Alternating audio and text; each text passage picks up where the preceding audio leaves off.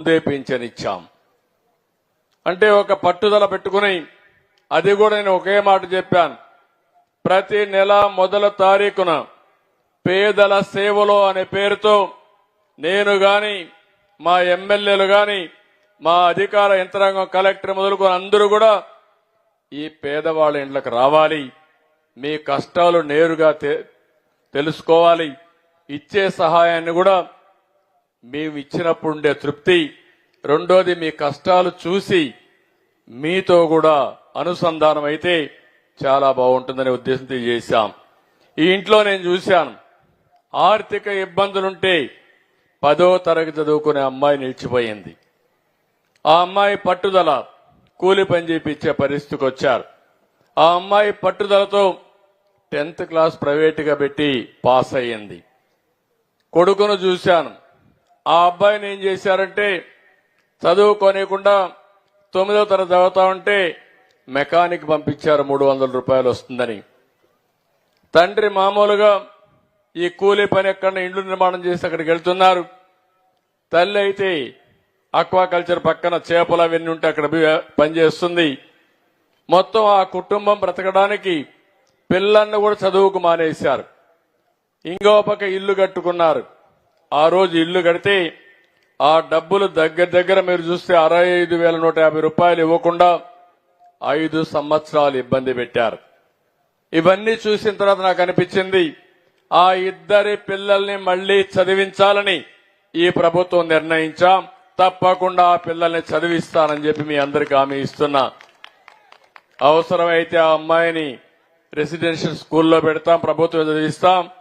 అబ్బాయిని కూడా చదివించమన్నాను. చదివించిన తర్వాత అవసరమైతే తొందరలోనే మనం అనుకున్న ప్రకారం తల్లికి వందనం కింద ఇద్దరికి కూడా 30,000 రూపాయలు వస్తుందని చెప్పి కూడా ఈ సందర్భంగా మీకు హామీ ఇస్తున్నా. అదే సందర్భంలో ఆవిడకి ఇవ్వాల్సిన చెక్ పెండింగ్ ఉంది. ఇప్పుడే కలెక్టర్ గారికి ఆదేశాలు ఇచ్చాను. మీ అందరి సమక్షంలో ఆ అమ్మాయికి చెక్ కూడా అందజేస్తున్నాం.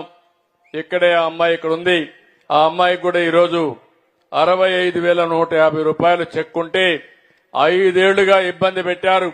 ఇమ్మీడియట్ గా చెక్ కూడా అమ్మాయికి అందిస్తున్నానని చెప్పి కూడా నేను మీకు తెలియజేస్తున్నా. తీసుకో అట్రమ్మా, అడ్డుడమ్మా. ఇది ఎందుకంటే ఆ అమ్మాయికి రావాల్సిన డబ్బులు 5 సంవత్సరాలు ఇవ్వకుండా ఇబ్బంది పెట్టారు. అందుకే పిల్లల్ని కూడా చదువుకు నిలిపేసి అప్పులు కట్టుకుంటూ పిల్లల్ని కూలి పనికి పంపించే పరిస్థితి వచ్చింది. ఇలాంటి దుస్థితి రాకూడదని నేను కోరుకుంటున్నా. తప్పకుండా ఆ కుటుంబాన్ని ఆదుకుంటాం, అన్ని విధాల న్యాయం చేస్తాం. ఏంటమ్మా, ఏమైనా మాట్లాడాలనా? ఓకే అమ్మా, థ్యాంక్ యూ. ధైర్యంగా ఉండి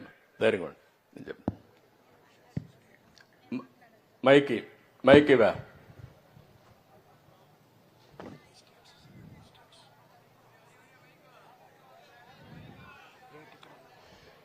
అందరికీ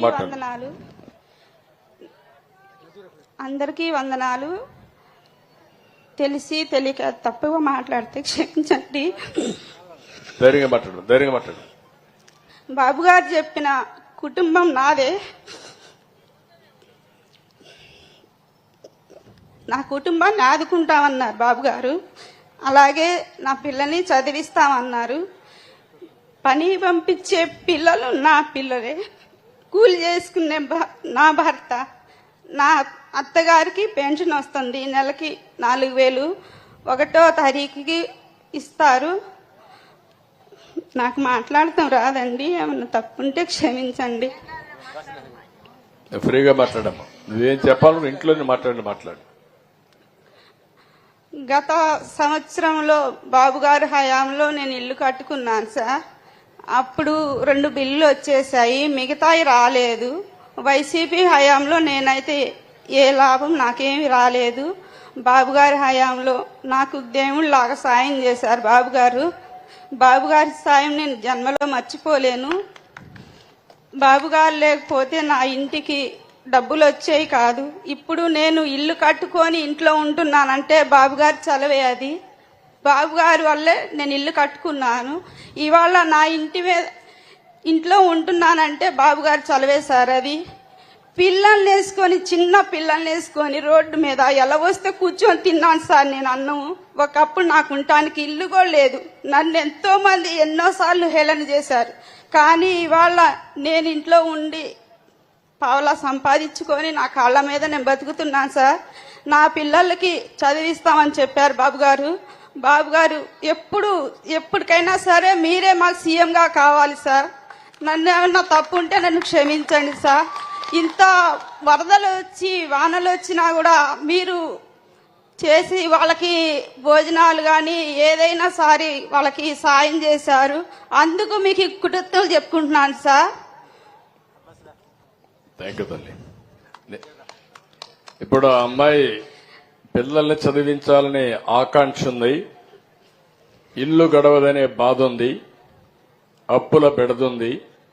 అందుకే ఆ అమ్మాయి చదివించలేకపోయింది. కానీ గిల్టీగా కూడా ఫీల్ అవుతుంది, పిల్లల్ని చదివించలేకపోయానని. నా పిల్లకి చదువు అంటే చాలా ఇష్టం సార్, కానీ చదివించలేకపోయాను. నేను 9th వరకే ఆపేసి నాతో పొలం పని తీసుకెళ్లి పొలం పని చేపించాను పిల్లకి నేను. కానీ నా పిల్ల నేను చదువుకుంటానమ్మా అనలేదు. కానీ మొన్న 2023లో పిల్లకి 10th క్లాస్ ఎగ్జామ్ రాపిచ్చాను. ధైర్యంగా ఇప్పుడు మీరు ఈ అమ్మాయిని చూశారు. ఆ అమ్మాయిది ఒక చరిత్ర. పరిస్థితుల యొక్క ప్రభావం వల్ల పిల్లల్ని చదివించలేకపోయి కడాన మానసిక క్షోభ అనుభవిస్తూ నేను తప్పు చేశారని ఆ పాపను ప్రైవేటుగా మళ్ళా 10th క్లాస్ చదివించింది. పరీక్షల్లో పాస్ అయింది. అందుకే నేను చెప్పా, ఇంటర్మీడియట్లో నేను హాస్టల్లో చేరుస్తున్నా, చేర్చి పూర్తిగా ప్రభుత్వమే భరించే విధంగా ఇక్కడే రవి ఉన్నాడు, ఆయన స్కూల్లో పెడతానంటున్నాడు. ఇమీడియట్ గా ఆ స్కూల్కి పంపించే బాధ్యత తీసుకుంటాం. ఆ హాస్టల్లో పెట్టి పూర్తిగా ప్రభుత్వమే చదివించే బాధ్యత తీసుకొని అన్ని విధాలు ఆదుకుంటానమ్మా. మీ అబ్బాయిని కూడా బాగా చదివించానమ్మా. Thank you.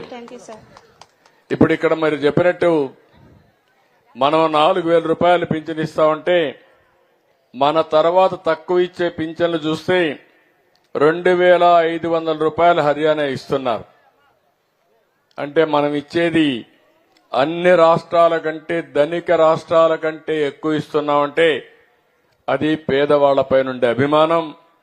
అయితే ఇప్పుడే మిత్రుడు చెప్పాడు, ఈ పెన్షన్లు కూడా గడచిన 5 సంవత్సరాల్లో అస్తవ్యస్తంగా చేశారు, రాజకీయంతో చేశారు. కొంతమంది వికలాంగులు కాకపోయినా వికలాంగులుగా చూపించి పింఛన్లు ఇచ్చేశారు. నేను ఈరోజు అందరికి కూడా ప్లెయిన్ గా ఇచ్చాను. కానీ ఒకటే ఆమె ఇస్తున్నా, ఇదే మారిగా గ్రామ సభ పెట్టి